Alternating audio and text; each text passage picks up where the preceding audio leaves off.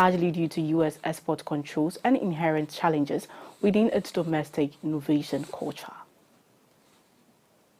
A recent report from the United Nations World Intellectual Property Organization, WIPO, highlighted that China has filed over 38,000 generative AI patents in the past decade, with major companies like Tencent, Baidu, and the Chinese Academy of Sciences leading the charge. Despite this, the United States, with fewer patents, remains ahead in terms of impactful AI development, dominates the global top 10 patent holders, but experts argue that the sheer numbers of patents does not directly correlate with innovation success. According to Van and Lee, an intellectual property law professor at Durham University, a high volume of patents may be driven by strategic failings and government incentives rather than groundbreaking innovations. The United States, despite filing fewer patents, continues to lead in developing notable AI models. The 2024 AI Index from Stanford University named the US as the top producer of significant AI innovations, with China trailing behind. The latest AI boom, triggered by Google's development of the Transformer neural network in 2017, has yet to see a Chinese counterpart achieve a similar global impact. China's ability to compete with Silicon Valley has been further hampered by US export controls, particularly on critical technologies like the NVIDIA A100 chip. This has forced Chinese companies to rely on locally produced alternatives such as Huawei's Ascend chips, but this lack the advanced capabilities needed to keep pace with the global leaders in AI. China's focus has increasingly turned inwards, with many of its generated AI patents aimed at enhancing domestic applications rather than competing on the global stage. While there is a real innovation happening within China's tech sector, the country continues to struggle with prioritizing quantity over quality, potentially limiting its impact in the fast-evolving field of artificial intelligence. In our sports story, Moroccan athlete Salfani El Bakkali has returned to a hero's welcome in Rabat after clinching the gold medal in the 3,000-meter steeplechase at the Paris 2024 Olympics. El Bakkali, who successfully defended his Olympic title from Tokyo in 2021, was greeted by enthusiastic fans and supported at Rabat Sali Airport. His victory was celebrated as a moment of national pride, with crowds gathering to honor his remarkable achievements.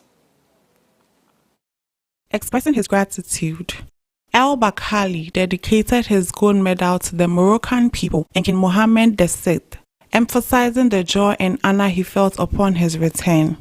The athlete's happiness was further amplified by a telegram from King Mohammed VI, marking the fourth time he has received such recognition from the monarch. El Bakkali noted how this gesture significantly motivated him and added to his sense of accomplishment. El Bakkali's victory in Paris was a narrow but decisive one, crowned competitor Kenneth Brook by just 36 seconds. His ability to defend his title underlines his status as one of the world's premier steeplechase runners. The homecoming celebration in Rabat was a testament to El Bakkali's importance to Moroccan sports and his role as an inspiration to the nation. His dedication and continuous success on the world stage has solidified his place as a national hero. In entertainment, Mia Leroux has made history as the first deaf woman to be crowned Miss South Africa, emerging victorious in a competition marked by controversy, including the withdrawal of a finalist due to intense social media backlash over her Nigerian heritage. In her emotional acceptance speech, Ms. Leroux expressed her hope that her win would inspire others who feel marginalized to pursue their wildest dreams. She emphasized her commitment to supporting those who are financially excluded or differently abled, using her platform to advocate for inclusivity. The competition faced significant turmoil when 23-year-old law student Chidima Adichie, who was born in South Africa to Nigerian and Mozambique parents, withdrew last week. Her decision followed allegations concerning her mother's identity and a wave of social media attack questioning her right to represent South Africa. Ms. Adechina, who had been at the center of a heated debate for several weeks, described her experience as a black-on-black hate, a reflection of xenophobia, specifically Afrophobia, that targeted people from other African nations within South Africa. Her withdrawal highlighted the complexity and challenges of national identity in the country. Ms. Leroux, 28, who was diagnosed with profound hearing loss at the age of 1, has overcome significant challenges herself. She underwent 2 years of speech therapy before she could speak her first words and now uses a cochlear implant to perceive sounds. Her victory is not only a personal triumph, but a symbolic breakthrough of boundaries for those with disabilities.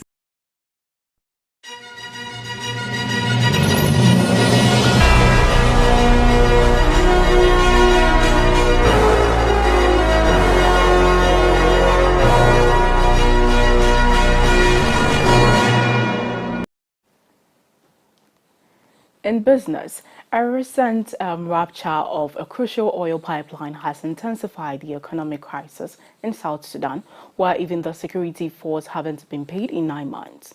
The lack of salaries has forced soldiers and civil servants to turn to side jobs or abandon their posts entirely as protests erupt in the capital, Juba.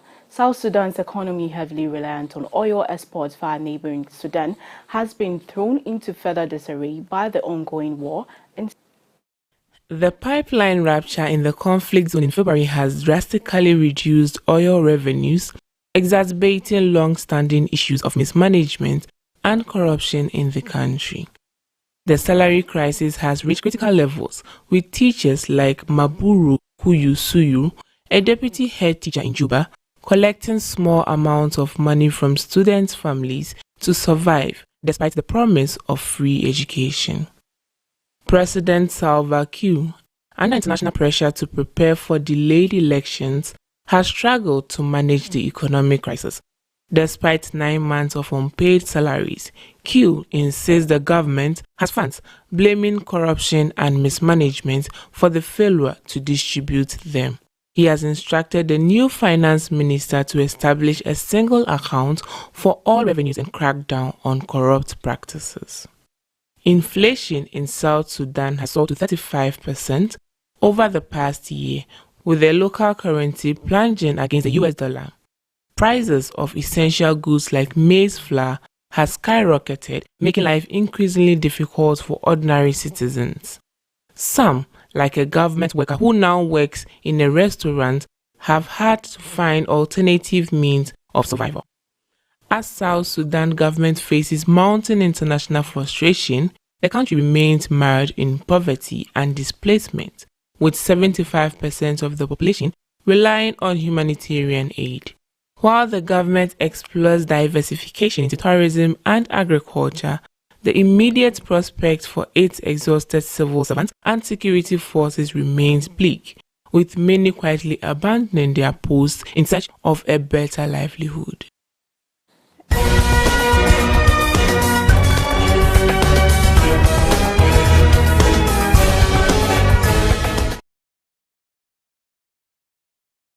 Passenger plane carrying 62 people crashed near Sao Paulo on Friday afternoon, killing everyone on board. Dramatic footage of the incident, widely circulated on social media, shows the aircraft spiraling out of control before hitting the ground and erupting into flames. The crash occurred at the ATR 52500, a twin-engine turboprop plane, was en route from Cascavel to Guarulhos, Sao Paulo. Flight tracking data reveals the aircraft dropped 17,000 feet in just 1 minute before losing contact. The cause of the sudden descent remains unclear, and investigations have begun.